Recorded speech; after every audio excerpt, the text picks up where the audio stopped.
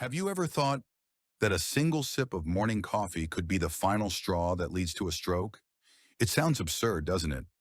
But don't scroll away just yet, because what you're about to hear might completely change how you start every morning for the rest of your life. Every year, hundreds of thousands of seniors suffer strokes right after waking up. Not while climbing mountains, not while lifting heavy objects, but while brushing their teeth, buttoning a shirt, pouring the first cup of tea, and the most chilling part? Many never see it coming. There's no pain, no dizziness, just a peaceful morning, turning into a nightmare that can't be undone. I used to think strokes were sudden, until one day I heard something from a 100-year-old doctor. Yes, 100 years old, still sharp, still practicing medicine. And what he said sent chills down my spine. Strokes aren't sudden. Your body has been warning you for a long time. You just haven't been listening. And at that moment, I realized maybe the first signs don't show up in a hospital. Maybe they show up right in your own bedroom. Do you remember the last time you dropped your toothbrush while brushing? Or when you were writing a familiar word and your mind just went blank? You probably thought, I'm just getting old. But what if it wasn't aging? What if it was your brain calling for help? And what's even more dangerous than those subtle signs? The tiny morning habits you repeat every day, mindlessly, confidently, that are quietly pulling you closer to a stroke. So tomorrow morning, what will you do? Drink coffee? Check your phone? Sit in bed for an extra 15 minutes? Keep those questions in mind, because in just a moment, I'll show you exactly what each of those harmless habits is actually doing inside the body of someone over 60. And trust me, once you know the truth, you'll never look at mornings the same way again. Are you ready? Because right now, we're about to begin a journey into the 5 morning habits that silently triple your risk of stroke, and more importantly, how to reverse them before it's too late. So, what actually happens in the morning that makes people over 60 so vulnerable to strokes? To answer that, we need to start with a simple truth that's often overlooked.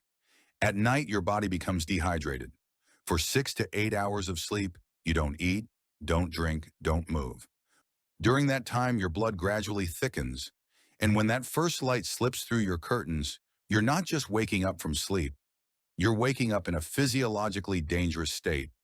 Imagine your blood as a river. In the morning, that river is shallow, thick, and slow. And right at that moment, your body gets hit with an internal jolt. Cortisol, the stress hormone, spikes. Blood pressure surges. Your aging blood vessels tighten. And in that very instant, you create a silent storm in your cardiovascular system. You haven't even done anything yet, just opened your eyes. And your nervous and circulatory systems are already facing a challenge that, if mismanaged, could become catastrophic. But that's just the foundation. Now let's go deeper into the specific habits millions of seniors do every morning and why they might be quietly walking them to the edge of a stroke. Let's start with the first sign. It's not pain. It's not dizziness. It's not fainting. It's subtle clumsiness. You reach for your toothbrush, but miss. You pour water, but it spills. You try to write a shopping list, but forget how to spell milk. None of these seem urgent, but they're not just signs of aging. They're micro interruptions in your nervous system, because the brain is the commander of every smooth movement. And when your hand feels off, or a part of you feels out of sync, it may be the brain's whisper that its blood supply is struggling. I once had a patient, a 74-year-old retired accountant, sharp-minded, never had any major health issues. He didn't come in because of pain or fatigue. He came in because he kept dropping his keys. His wife mentioned that he was struggling to button his shirt. He thought it was arthritis. But then he said something that made me pause. A few days earlier, he tried to write a grocery list and suddenly forgot how to write the word rice. We sent him for an MRI. The result? He just experienced a TIA, a transient ischemic attack, a mini stroke, and had no idea it happened. We had 48 hours to act, and because we caught it in time, he never suffered a full-blown stroke. One small discovery saved the rest of his life. That story isn't rare. It's a reminder that If you can notice the smallest irregularities, you can change everything. But how do you notice when everything seems so normal? The answer lies in understanding the most dangerous time of day. And here's the shocking part. Strokes don't usually happen at noon when you're stressed, not in the middle of a heated argument. They strike right after you wake up. That first hour after waking is when your body is most vulnerable. Your brain is awake, but your cardiovascular system hasn't caught up. You're dehydrated. Your vessels are constricted. Your blood pressure is rising. And if you unknowingly stack the wrong habits on top of that fragile moment, disaster can strike before you even step out of bed. Right now, I'm going to walk you through those habits. Some of them may shock you. You might be doing all of them without realizing it. And especially the last two habits are not only the most dangerous, but also the most ignored. But before we get there, remember this. Strokes are not sudden. They are the result of hundreds of mornings you thought were harmless. If you're over 60, or if you love someone who is, you need to hear the rest. Because each habit we're about to explore, if changed, won't just save your mornings. It might just save your life. And here's the most shocking part. The biggest enemies of your heart and brain health aren't high blood pressure, diabetes, or even genetics. They're the small habits, the things you do every morning, mindlessly, comfortably, believing they're completely normal. And it's exactly because they feel normal that they're the most dangerous. Let's begin with the first habit and the most common mistake among older adults, starting the day with coffee without drinking water first. I get it. Coffee is joy. It's a comforting morning ritual. But hear me out. After 8 hours of sleep, your body is as dry as a desert. Silent dehydration makes your blood thicker, slower, and more prone to clotting. And when you reach for coffee before anything else, you're not hydrating your body. You're stimulating your nervous system. Coffee is a diuretic. It makes you lose even more water. It speeds up your heart. It tightens your blood vessels. And it can trigger a sudden spike in pressure inside your brain. One study published in the European Journal of Neurology showed nearly 50% of first-time strokes are linked directly to morning dehydration. Not disease, not aging, just not drinking water. So what's the solution? It's simple. The moment you wake up, before coffee, before checking the news, before taking any medication, drink a glass of warm water.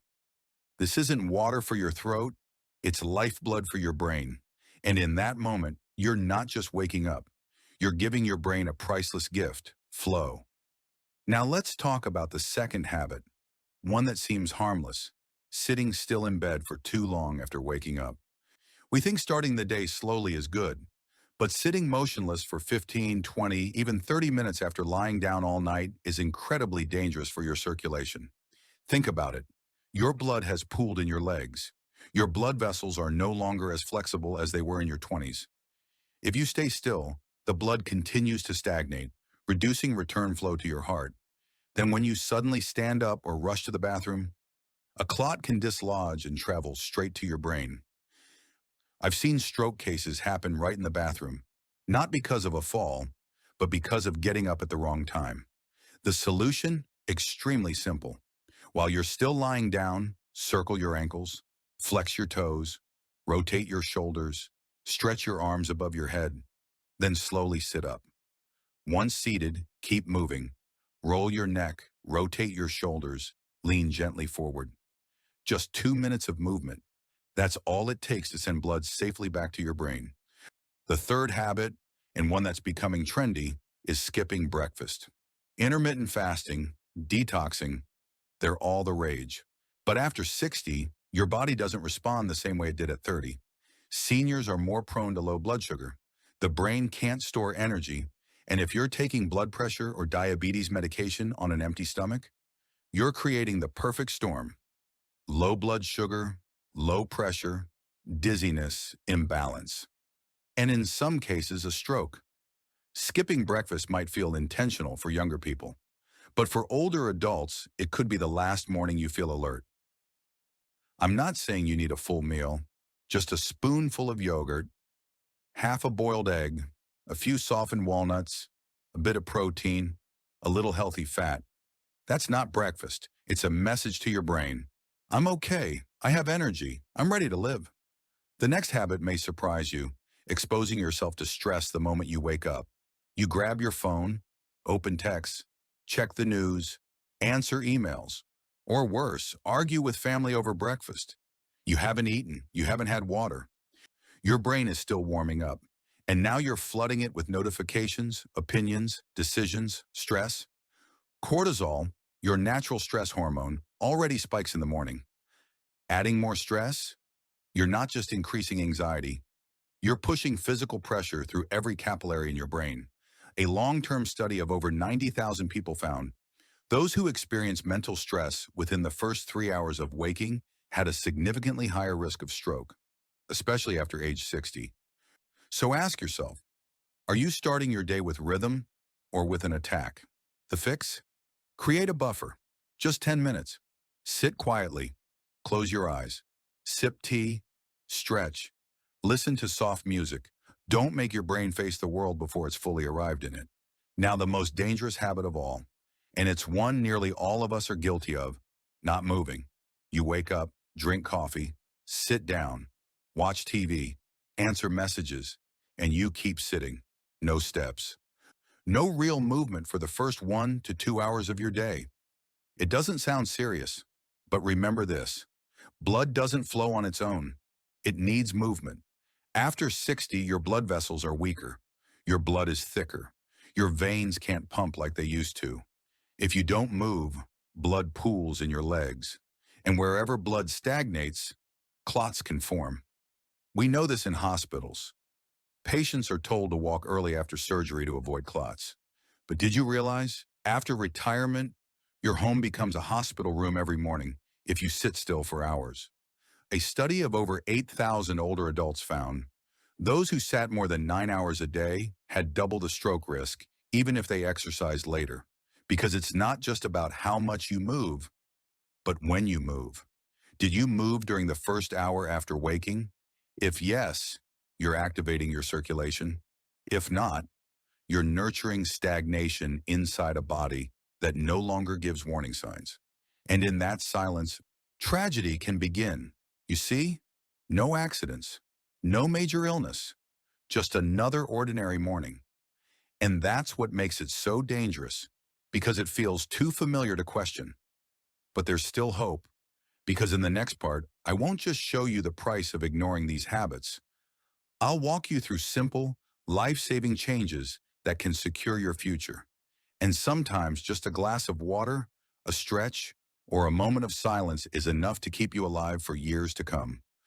So, how are you planning to start your morning tomorrow?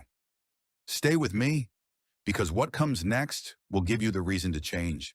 And trust me, this won't just change your morning, it might just change your life. By now you may be thinking, okay, maybe I do have a few bad habits, but is it really that serious? I understand. We've all thought that, especially when everything still feels fine. No symptoms, no problems, no strokes, yet. But that's the scariest part, because a stroke doesn't knock before it enters. It doesn't send a warning headache or a sleepless night. It arrives on what seems like a normal morning. A man wakes up, pours his coffee like always, and 5 minutes later, he no longer remembers who he is. A woman calls her husband for breakfast. He answers, but the words are slurred. Then, silence. The truth is, a stroke doesn't just steal your life. It steals your memories, your voice, your ability to move, even your very self. Yes, you might survive, but you may not be you anymore. You might sit in a wheelchair staring at your grandchildren, unable to say their names. You may want to say, thank you, but your lips can no longer form the words. I'm not saying this to scare you. I'm saying this to wake you up. Because once you understand the cost, you'll realize the only thing scarier than a stroke is knowing it could have been prevented and doing nothing. I once met an 82-year-old man, a funny, lively soul who loved to tell jokes at our morning exercise group. One morning he woke up feeling a bit dizzy, but thought it was just poor sleep. He brushed his teeth, made his usual tea. 30 minutes later, He collapsed in the kitchen. His wife called for help, but by the time the ambulance arrived, his brain had gone too long without blood. He lived, but he couldn't speak. He couldn't walk. He couldn't remember his grandson's name. And his wife, his partner of 60 years, told me something I'll never forget. The most haunting part wasn't the stroke itself, but it wasn't just that day. It was every morning after that, when she woke up, looked at her husband, and silently wondered if only he had drunk a glass of water that morning instead of coffee. You may feel fine today. You might think you're living a healthy life, eating well, doing okay.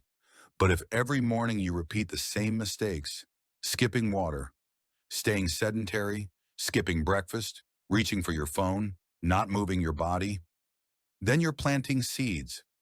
Not seeds of health, but seeds of disability. You won't see them sprout right away, but one day they will bloom. And the saddest part is, we already know this, but we stay silent. We keep delaying. We tell ourselves, I'll change later, because we think we still have time. But remember this, stroke doesn't need time. It only needs one small opportunity. One moment of stress, one morning without water, one skipped meal, 1 minute of sitting too still, and suddenly, life takes a different turn. That's why I say, every morning is a crossroads. You either choose the old habits and move one step closer to risk, or you choose change and gift yourself one more clear-minded day, one more meaningful morning, one more life worth living. Don't let the price be regret. You don't need a doctor. You don't need a hospital. You don't need special medication. All you need is to start, right from your bedroom. In the very moment you open your eyes and place your feet on the floor, in those first 10 minutes, your future is decided. Slow down, drink water, eat something gentle. Don't reach for your phone, and move, even just a few steps. Because every step you take is a step away from the wheelchair. Every glass of water is a sip of life for your brain. Every time you stop to listen to your body is a moment you say no to disaster. You can't control your age, but you can absolutely control how you start your day. And sometimes that alone is enough to keep you here. Now you know, you've seen the full picture, from seemingly harmless signs to the everyday habits we call normal, all the way to the heavy cost of ignoring them. And maybe right now you're thinking, is it too late for me to change? The answer is no, and it starts tomorrow morning. You don't need a complicated plan. You don't need a gym. You don't need fancy equipment. You don't even need another book.